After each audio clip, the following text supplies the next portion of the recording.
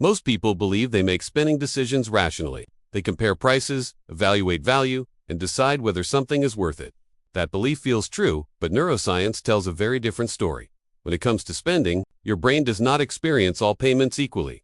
Cash, credit cards, and digital wallets activate different neurological pathways. And that difference quietly shapes how much you spend, how often you spend, and how quickly spending becomes automatic. The key concept is something psychologists call the pain of paying.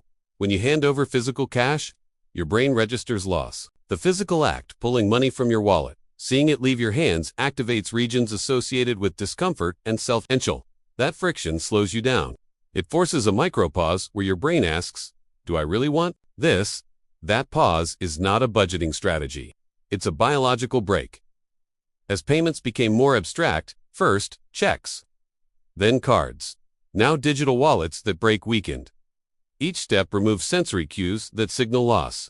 No counting, BILLs, no visible depletion, no tactile feedback. Digital payments take this abstraction to its logical extreme. With systems like Apple Pay, spending no longer feels like giving something up. It feels like tapping a screen. The transaction becomes a gesture, not an exchange. Neuroscientists have shown that when payment friction disappears, the brain's loss processing centers activate less intensely. Spending shifts from a conscious decision to a background behavior. This matters because self-control is not constant. It is situational. When friction exists, your environment helps you behave responsibly.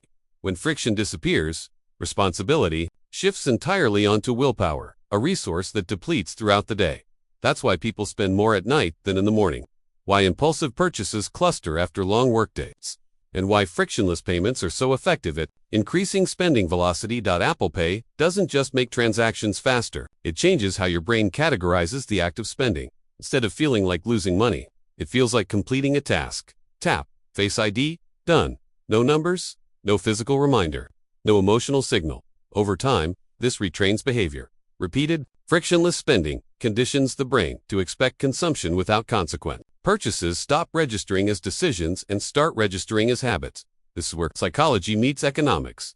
When millions of people experience reduced friction simultaneously, money moves faster. Transactions increase.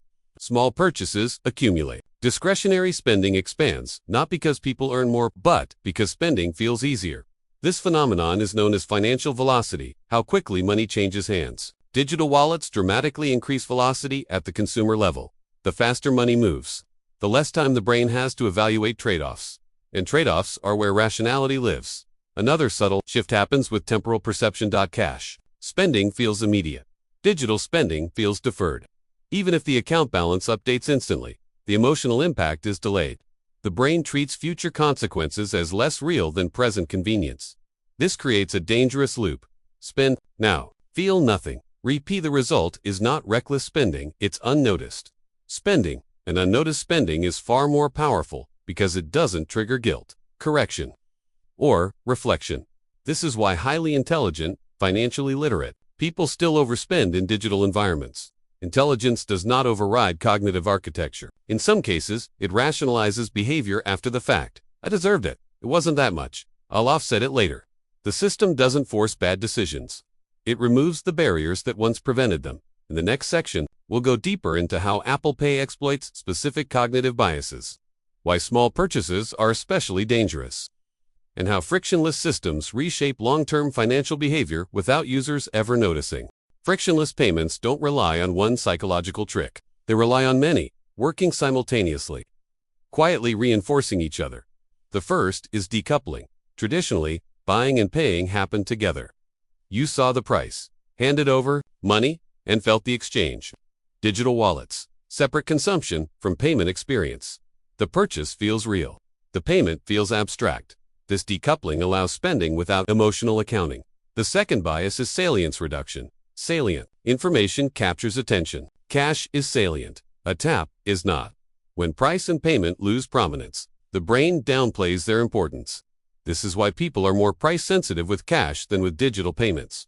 Small numbers slip through unnoticed, which leads to the most dangerous category: microtransactions. Apple Pay excels at accelerating small purchases, coffee, subscriptions, app upgrades, convenience spending. Individually, insignificant. Collectively, massive. Because each transaction feels painless. The brain never triggers corrective behavior. Another bias at play is present bias. Humans. Overweight, immediate rewards, and underweight future costs. Apple Pay compresses the present. Moment gratification is instant, consequences invisible. Even people who understand this bias fall victim to it. Knowledge does not eliminate instinct.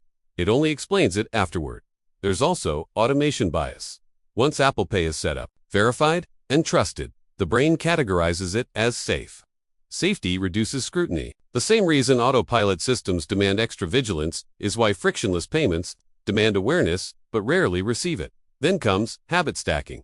Apple Pay integrates seamlessly with phones, watches, apps, and services. Payments occur in the same environment as entertainment, communication, and work. This blends spending into daily routines. Buying stops being a financial act. It becomes a behavioral reflex. Over time, this alters long-term decision-making. People don't feel poorer after spending. They feel unchanged. This delays feedback loops that normally regulate behavior. By the time awareness arrives, patterns are entrenched. This is why digital spending often leads to budget drift rather than sudden failure. People don't blow up financially. They slowly lose control of margins. Margins are where savings live. The economic implication is profound. When frictionless systems dominate, consumer demand becomes more elastic upward than downward. Spending expands easily but contracts slowly. This contributes to inflation, persistence, and consumption-lead volatility. On an individual level, it distorts priorities. Money flows toward convenience, speed, and emotional comfort, not long-term value. This doesn't make people irresponsible. It makes them human. The danger lies in unconscious participation. When spending feels effortless, reflection disappears. And without reflection, intention fades. In the final section, we'll explore how this reshapes financial identity, why awareness alone isn't enough, and how to regain control without rejecting technology. The most important impact of Apple Pay is not how much you spend today, it's who you become financially over time.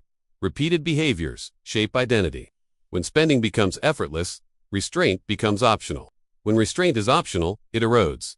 This doesn't happen through indulgence. It happens through normalization. People stop asking, "Should I buy this?" They start asking, "Why not?" That shift is subtle and powerful. Over time, frictionless spending weakens the mental link between effort and reward.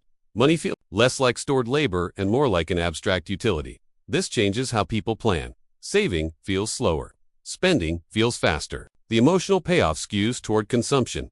Even disciplined individuals experience this drift unless systems are deliberately reintroduced.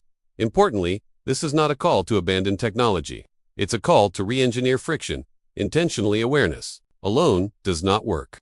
The brain adapts too quickly. Control requires structural changes. Separating discretionary spending from essentials, reintroducing visual feedback, creating intentional pauses before non-essential purchases. The goal is not restriction. It is restoring conscious choice. From a broader economic lens, frictionless payments contribute to higher consumption volatility. Spending accelerates during optimism and remains sticky during stress. This amplifies cycles rather than smoothing them. Digital wallets are not the cause of financial instability, but they magnify behavioral tendencies already present. Understanding this gives you an advantage. When you recognize that spending systems shape behavior, you stop blaming willpower and start designing environments that support your goals. The real risk of Apple Pay is not overspending. It's unnoticed spending that compounds quietly over years. That's how financial drift happens, not through collapse, but through convenience.